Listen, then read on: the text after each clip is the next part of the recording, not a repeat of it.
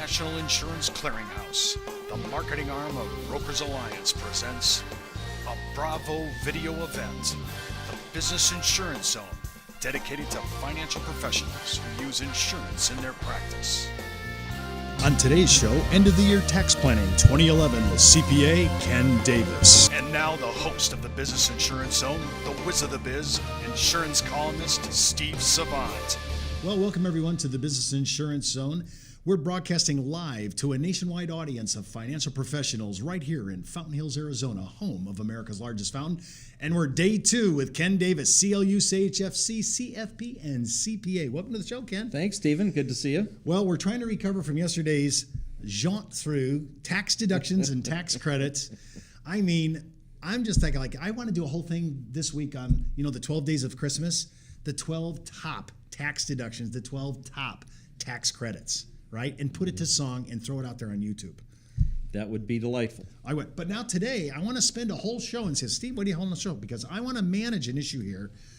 And it's usually when I use the section of the IRS code, I feel somewhat like, I'm opening the Holy Grail, right? I'm opening, right, Uncle Sam's private stash of codes and regulations. And today's section of the code, notice how I said section? Section of the code is 179. That is correct. It is a big section of the code, and I mean, we have to learn how to play with this as far as producers, because I think these are areas not only for the practice of your clients, but today you may want to say, hey, heads up, Ken's going to be more personal towards us as planners and producers, because we want to understand all the things that we can use Section 179 for, and then in turn, once you've done it for yourself, you'll be in a very good position to talk about it. Remember, we got about two or 3 weeks. We can still talk about this. I don't know about you, but I get excited the last couple of weeks of the year because I start to reflect on Section 179. And why is that? Because it gives me the excuse to go and buy things for myself. Well, Ken, wait a minute. First of all, I'm listening. I just heard my CPA tell me he's excited about 179. I'm thinking like, okay, Ken, super geek. Okay, yeah, I know. Ken, hey, this is just a heads up, and I'm not trying to I've known Ken for 20 years.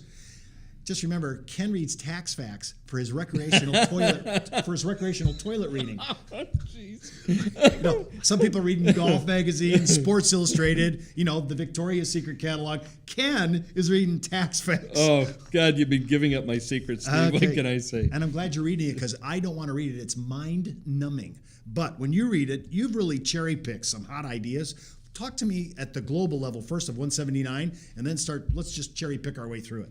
Well, 179 has to do with depreciation deductions. And normally we know that the Internal Revenue Code will assign certain useful lives. Something lasts 3 years, 5 years, 10 years, whatever.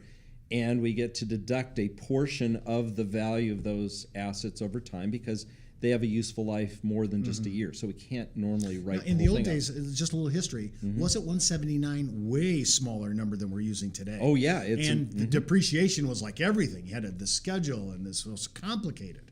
Yeah, it's pretty surprising. They've really opened it up, and I think what they're trying to do is stimulate the economy. They want, the whole purpose is for business people to go out and invest in productive equipment and expenditures that will actually grow their business, hire people, whatever. Yeah, but one of your examples, and it's one of the ones I want, and I hope my boss is listening, is an iPad, right? That's right. And I want that nice big iPad so I can show the show when I'm on the road and so forth.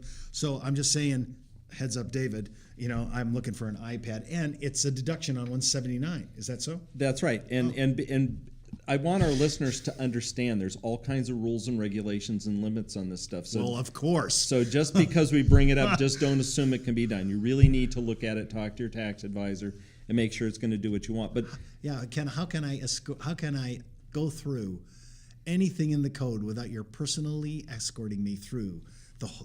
See how lucky you are? Look at you have me right next to you. Yeah, but look at how big the code is. It's like the size of my telephone book. Well, we don't normally show our props, but look at this. This is just pages of instructions on depreciation, part of which is 179. That's not even the 1040. That's the inch of how to work through it. That's the instructions on how to fill out Form 4562. Look, I think we missed a point here. Just want to come back to it. Section 179, instead of spreading the deduction over years, lets us deduct the whole thing this year. Well, how far up the food chain in price tag can I do that? I don't know. Do you have an extra $500,000 hanging around? Well, my boss does. $500,000 of deductions, and of course you have to spend it. Whoa, and this is key: $500,000. So a straight line, no depreciation. No straight line, 100% deduction first year, right up front. Wow. Right up front. Up to $500,000. Right now. Wow. No, that's money. That's right. And then people will say, well, gosh, I don't have a $500,000 hanging around to go out and buy this. And remember, you have to put it in place, in use, before year end in order to get the deduction this year. Okay, let's stop. I just want to make sure all the mechanics of this. So if I heard you right, Steve the Weasel decides to buy everything he needs December 31. Yeah. And I get it for the whole year? Mm-hmm. You're sure about this? You need to bring it down to the office and sit in your chair and hook them up and have them all ready to go and use them. They have to be in use before midnight on December 31st. Okay, well, that would lead me to my second question. What if I want to get the deduction but pay for it later, maybe stall it on a credit card? Well, that's one of the things we're going to talk about today is how do you finance this? And so let me go through an example because I think that's a really good point. But people say, well, gee, this is great, but where do I get the money, right? I'm telling you, December 31 just became a huge date on the calendar. See? I told you we're going to have fun with this. Well, what you do is let's have an example. Let's say that somebody has a 28% tax bracket, okay? And now that's a blended tax bracket, right? Well, actually, this is the marginal income tax bracket. This is the maximum. And your deduction doesn't drop you into a lower bracket. It might in practical purposes. Let's just assume it's all at 28%. Okay. So 28% of 100,000 is 28 grand in savings, right? Right. Okay. That's actual tax savings, right? Yeah. I mean, that's a lot assuming of money. that the alternative minimum tax and all the other crazy things that happen in the return don't blow it out of the water, but let's assume you really get that benefit. Well, you could see that as your down payment. You might have cash in your bank that's working capital and say, well, I'm going to use that temporarily and then reduce my estimated tax payments or file the tax return, get a refund or whatever. And so that's where you get the cash for the down payment. And so let's say that you saved $28,000 and you had to put 20 grand down. So you saved 28, you expended 20, you still have 8,000 left over to start making some payments, all right? So you go out and find your friendly financier, either it's your credit cards, your bank. There's actually one of the companies, and I won't name them because I don't know who how good these people are, but they had some great information on Section 179, and what they're trying to do with this great site is get people to call them, and they want to loan money to people. So I know it's really difficult to get loans right now, but if you can, for what you're trying to do, then you can get your down payment with the tax savings, and then you can borrow the money from a financial institution and make payments over the years. Now, the key here, this is really important, and we're having fun with the fact that we get to spend money, but somehow we got to pay it back, especially if we borrow it, right? What? I just want to take my government as my modeled example of how to pay debt back. Just build it more and more. Just keep going until we owe communist China the entire country. What is it? We're borrowing a third of our budget today? I know. I mean, it blows our my operating mind. budget, a third of it's being borrowed, for gosh sakes. Okay, I'm trying to restrain myself from making this show a political show. It's a money show. But bottom line, though, Ken, I mean, when we go 179 and we have this huge ceiling of $500,000, I want to start going through all the ideas. Now, is there any, I just want to make sure I'm understanding this. There were the old Hummer days, remember? When I could take the straight line, but I also got some depreciation on the top of that. Are those days gone, or? Well, yeah, the government didn't like that, as you might understand. They actually invented it. Well, guys like me like to push it to the limit, right? Oh yeah. So we go out and find ways to do it, and then they see what we do, and they come back and they respond. So they have put limits on how much is deductible. They have all these rules about you can't have back seats and it has to be 6,000 pounds and all this stuff. So can you? Yeah, up to a limit you can, but it has to be for business purpose and you have to meet these rules. So it's for all intents and purposes, it really is. So the iPad is a lot easier to swallow. Well, what's interesting is it used to be, they had this thing called listed property, and please don't ask me to get into the details on that, but listed property, it's like, okay, you had to have 50% business use, you had to keep a log of how much time you did, all that stuff. And I was really surprised that when I looked at the instructions, one of the first things it says, and I'll read it here. Wait a minute, we're reading right out of this. I need to have a moment of silence. Tangible personal property. That's what an iPad is. Tangible personal property, in case you didn't know that. And including cellular telephones and similar telecommunications equipment. And so, your phones, these things that we love to go out and buy. So if you've been sitting there thinking, gosh, I want this new phone or I want the iPad or whatever, the fact is it has to be used for business, okay? This just can't be personal use. But if there's a legitimate reason, and if you meet the rules under these guidelines, you can actually go out and use these things. And let's get serious just for a second. iPads, let's say that I know a particular financial planner that actually keeps iPads out in the lobby. It's got the tweeting bird and it's got the graphics, and it causes the clients are sitting there waiting for him to pick it up. Well, you could have a slideshow on the services that you provide. There could be information, could be year-end tax tips. There's all kinds of cool stuff that you can do to help promote the client's interest in doing business. When you go out and present, having an iPad and having your presentation, what we used to have flip charts, it's really cool now. There's a lot of pizzazz there. You open it up with your fingers, and then you zero in on a particular section of the history of the stock market and the good periods and the bad periods. I mean, you just bring a little drama into it, and the client's really starting to track, and the stuff is moving. So there are legitimate reasons for this, but the fact is it's fun. And it's cool, and it's a toy, but if it has a business purpose, and we're trying to define it, because it's true. I mean, we're not doing this for personal. We're doing this for business. Right. So if I'm looking at issues like, I noticed in one of your briefs and one of your blogs, you were mentioning a lot of people. Well, maybe you have old furniture, and you've been looking to upgrade your office look. Maybe your lobby area. Sure. Computers. Yeah. I mean, everything's changing so much. Maybe to greater storage capacity, whatever it is. All these are 179 items. Well, that's right, and the fact is that you have. We're thinking about financial professionals, but people have retail stores, restaurants, stuff like that. Things, the carpet gets worn, gets old. People, the guy down the street has really fancy stuff, and so people are starting to go there, and you have to bring it up. Or what if you're doing really well in this economy? You've got a great track record. You're using some of the tax things that you learn on our show here, and suddenly the clients are walking through the door. So you go down the street, another city, and you set up you get a new lease, a new office, and you get brand new furniture and equipment, whatever. That all qualifies for 179, allows you to expand your business. Well, that's what I'm looking. I'm looking for all the ideas. I like a list. I'm kind of like making a list. Because, hey, Santa's making his, I'm making mine so that Uncle Sam doesn't get what I want, okay? Sure. So section 179, and that's what I want to do. If you want to call, we'll send you whatever list we have. We pulled it off the internet, but we've already done it for you. So if you want to call, please feel free to do so. You've been listening to the Business Insurance Zone. We're the show that looks at insurance in a person's practice. When we come back, we're going to talk more about section 179. I have to tell you, I'm very into 179 at $500,000. Wow.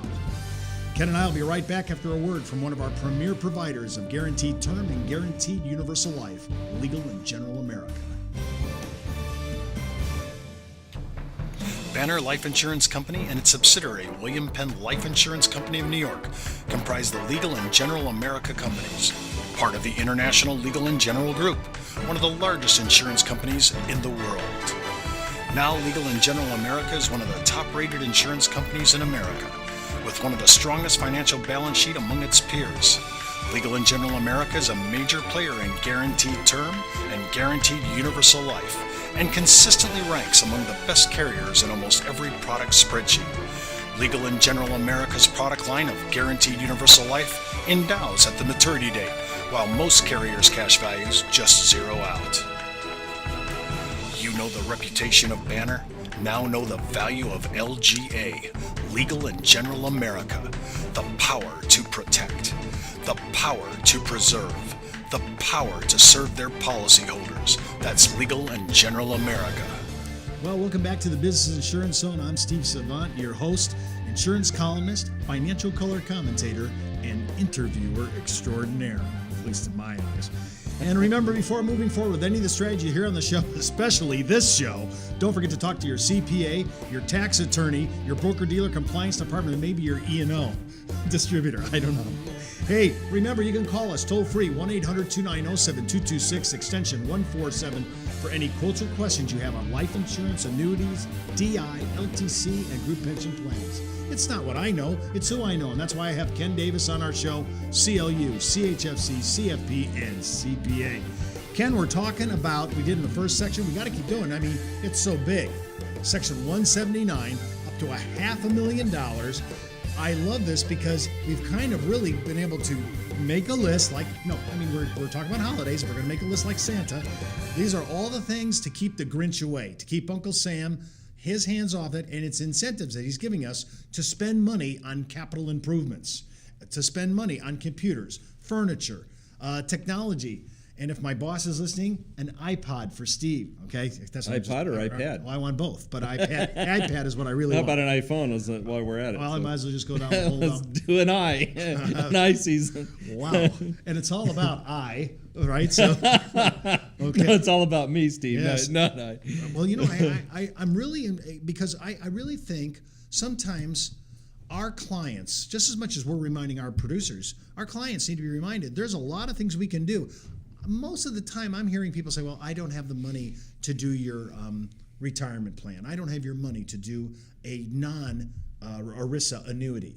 And I'm always going, "Well, have you done these plans? If I could show you how to free up money and really make it worthwhile for your business or your home, if I could have that happen, would you be looking at this? Would you do it?" And this is why I'm saying 179 to me is a great potpourri. It's a monster inventory list of areas that you can go to. And so, Ken, when we're talking about it, and especially because we're broadcasting out of Arizona and some of the other states have been hit hard by the real estate, we're talking like Florida, Vegas, California, those areas. Yeah.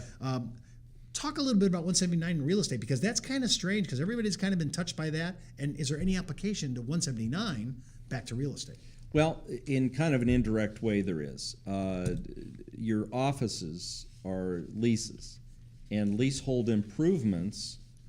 When you're in geeky accounting school, they talk about, well, is carpet, wallpaper, stuff like that part of the building, or is it some sort of personal property? And you can sit there and kind of intellectualize about that, but the fact of the matter is those can be leasehold improvements. So let's say one of our insurance agents is doing really well, is being very creative, doing websites and stuff like that, and has lots of clients coming in and wants to expand their practice, or they want to hire some other people, so they want to open a new office. Well, the leasehold improvements are real estate related, but many of them can qualify for the 179 100% depreciation deduction this year. However, we got 2 weeks to do this, so that's from a practical standpoint maybe not all that practical, but there are certain things that you might be able to do, like buy some furniture and get it installed, and maybe get some lights and hang them on the wall or something like that. But you have to have it purchased, and it has to be in service by the end of the year. So really, when I'm thinking about lease improvements, I always think about just, hey, I bought my lease, I'm not really doing anything. But there are things that a leasee actually does. That's right. To improve their situation, which is not being reimbursed. Well, and in fact, one of my friends has a retail store, and there's literally tens of thousands of dollars of improvements of furniture and equipment and carpeting and painting. Yeah, I get the first part, but like you said, carpeting, painting, I would have thought sometimes this should be assigned to the landlord's pocketbook. But sometimes, well, and ultimately they end up with it if you walk out of the lease. And speaking of lease, I wanted to get back to the financing aspect. In the prior segment, we talked about going to your lender and borrowing money. What about leasing the equipment and things for your office? Can rather you do than that purchasing? instead of purchasing? Well, isn't that outside the 179 idea? Well, no, and that's why I bring it up. If it is a capital lease, there's different kinds of classifications of lease. The lease like at the end where you might have, at the end you get to keep it if you spend $1. Well, this is way too complex to be talking about, and I must admit I'm not any expert on this, but there are certain kinds of leases that you can essentially, they're treated as though you borrowed the money instead of leased the property, and if you meet those qualifications, then you can take the 179 deduction on the equipment or the things that you're purchasing with that type of financing. So that would maybe be traditional on the landlord side of that balance sheet. Well, what I'm saying is even if just you bought some computers for your office and you found a lender that instead of lending money that you made payments to purchase, you took a lease. Was there any advantages to leasing rather than going? Well, sure. I mean, leases tend to have a lower original down payment. And so from a cash flow standpoint, leases are more attractive sometimes than just a straight purchase. Well, on 179, what I'm thinking about, my goal using 179 as a planner is to try to use every itemized deduction, right, inside 179, all the things I can buy, purchase. I mean, you said it's holidays, it's Christmas time. I want to start buying, right, for my office, my using all these cool things that you were talking about, Right. and trying to drive down my taxable event to free up other monies so that I can park retirement savings or non-ERISA annuities, whatever, and trying to fund those. And so I'm trying to be proactive. The CPA is still going to do their job, but it's going to be after the fact. And they do send, as you said in the first segment, they do send out letters, hey, heads up, here's what we need to do if you're thinking about this. But I want to go one step further to get in front of our clients in the last couple of weeks here at the end of the year. You know, I just want to be able to say, hey, here's our list, 179. And when I'm thinking about real estate, like you've just said, leasehold and these kind of improvements, I'm thinking, I don't know if we talk about that, just to say, heads up, it's there. Yeah, and when we were preparing for the show, I mean, I looked on the internet and I'm looking for all the traditional kinds of deductions and income and all that stuff for year-end planning, which we're going to touch on briefly a little bit later on. But we wanted to get in something that they don't generally see on the web or may not necessarily hear from their CPA, isn't as proactive. You know, let me just kind of jump in terms of how our listeners work with their CPAs. CPAs, many of them aren't terribly proactive, but I think part of it is they're a little shy of doing that because if they jump in, spend time to improve the situation and try to bill for it, we say, oh my gosh, look at the bill I got from my CPA, this is too expensive. So they want to know that you really want to do it and you're willing to pay for the bill. So if you really aren't getting that from your CPA, call them up and say, hey, it's November, it's close to the end of the year, or if you can get in front of them in the last couple of weeks, I'd really like to get together with you and get some ideas and be a little more proactive about what I can do. And in fact, a lot of us refer clients to CPAs. So call them up and say, hey, let's have lunch. This guy owes you, or gal, that you've referred business to them. And sit down and pick their brain and get some ideas from them. Say, hey, it's at year end. These are the kinds of things going on. Any ideas on what I can do? And then I really seriously encourage everybody that if they want to do this thing, do one of two things. Either go to your CPA or tax advisor, enrolled agent, whatever, and have them run it through a tax software package. Because we don't really know. We think it's deductible. We think we're okay. You want to make sure you get the right definition and it really is deductible on 179. Now, when you talk about software running it through, are you talking about traditional retail software, TurboTax, and such? Well, yeah, they have more advanced versions of that type of thing. Don't forget to bill TurboTax for that plug. Yeah, and the fact of the matter is that you can go to your advisor. The other one is to do exactly what you said, is that you can actually get online and download the software for 2011, even though we're not at the end of the year, and you could put some of the basic information in there, right? You may not have all the detail, but you could kind of chunk in some of the key areas and then say, what if? What if I took this as a deduction on Schedule C as a depreciation item? What's my bottom line? Do it with and without and see what is the net effect. Now understand, you may not be qualified to run those things and you might mess it up, so you might still want your advisor. But if you're a do-it-yourselfer kind of engineer type like my dad used to be, he did everything himself, is run it through and see, but understand that you could make some mistakes with that. So. Well, we're just trying to get in the game. We're trying to get a guesstimation of where we should where it's going to lay out and what check should I write this year and so forth. Section 179, because it's so broad now and so large, I'm thinking, one of the things, but we've been sitting on cash. Corporate America, private businesses have been sitting on cash. We're waiting to see what the government's going to do in their tax code. We're waiting for Obamacare. Is it going to come on? Is it not going to come on? We've been kind of sitting on the sidelines with I've heard trillions on the sidelines, willing to make these deductions. Now, we've seen a lot of businesses actually do quite well this year. Well, you just stimulated an idea. we've been talking about financing this, which is the assumption is they don't have the cash sitting around. What if some of our planners are really doing very well, our insurance agents, and they got some real cash sitting there? Well, wouldn't it be cool? They set up a new business, get equipment worth, I don't know, say $100,000, and they save 28 grand in taxes.